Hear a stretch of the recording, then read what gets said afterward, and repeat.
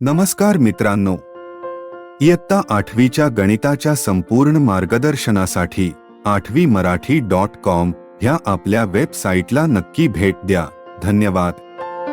नमस्कार मित्रांनो, कुठल्याही मोठ्या संख्येचा पाढा कसा तयार करायचा. तर आपल्याला कधी कधी गणित सोडवताना मोठे भागाकार करावे लागतात. उदाहरणार्थ अशी काही संख्या असेल 1280 भागिले 89 आणि आपल्याला सांगितलं हा भागाकार करा.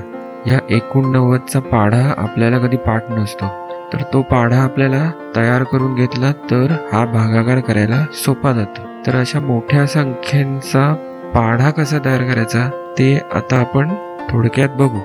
समजा आपण संख्या घेतली 43 आणि 43चा पाढा आपल्याला तयार करायचा आहे. तर एक पद्धत कुठली आहे, तर 43 या संख्येला 1 ते 10 पर्यंतच्या संख्येने गुणायचं. म्हणजेच काय, तर 43 एके 43, मग 43 दुणे किती, 43 त्रिक किती, 43 चौक किती, असं प्रत्येक संख्येने 43ला गुणायचं की आपल्याला 43चा पाढा मिळतो. 43 साते, 43 आठे, 43 नववे आणि 43 दहा किती.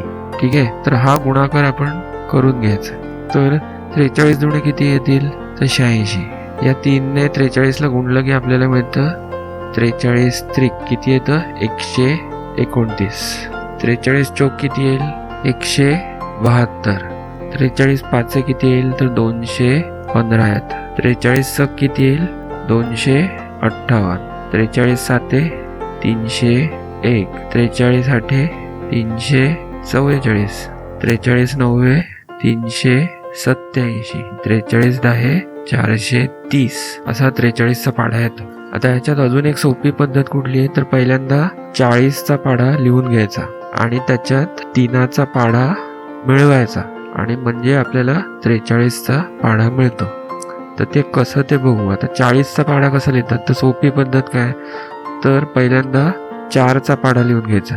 4 एके 4, 4 दुणे 8, 4 त्रिक 12, 4 चौक 16, 4 पंचे 20, 4 सक 24, 4 सता 28, 4 आठे 32, 4 नवे 36 आणि 4 दहे 40.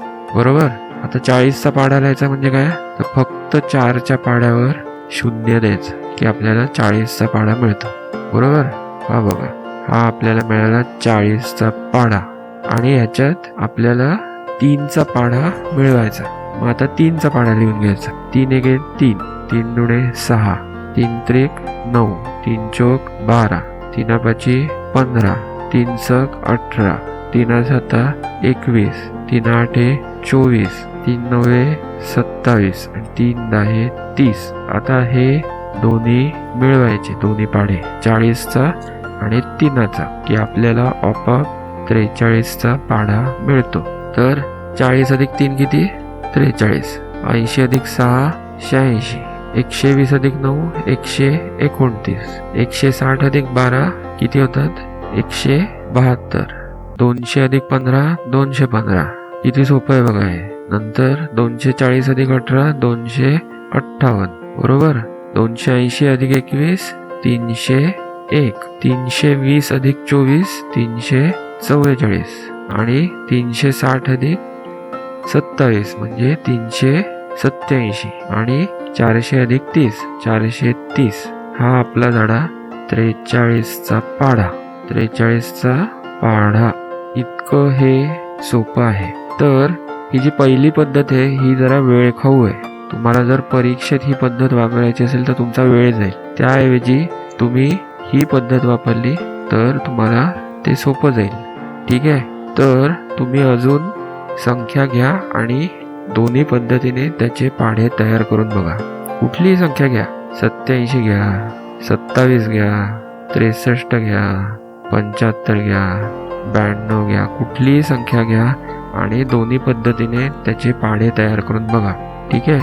जी पद्धत तुम्हाला सोपी वाटेल ती परीक्षेत वापरा. तुम्हाला अजूनही कुठल्या वेगळ्या पद्धती माहिती असतील तर कॉमेंटमध्ये त्या मला सांगा, म्हणजे मलाही माहिती होती.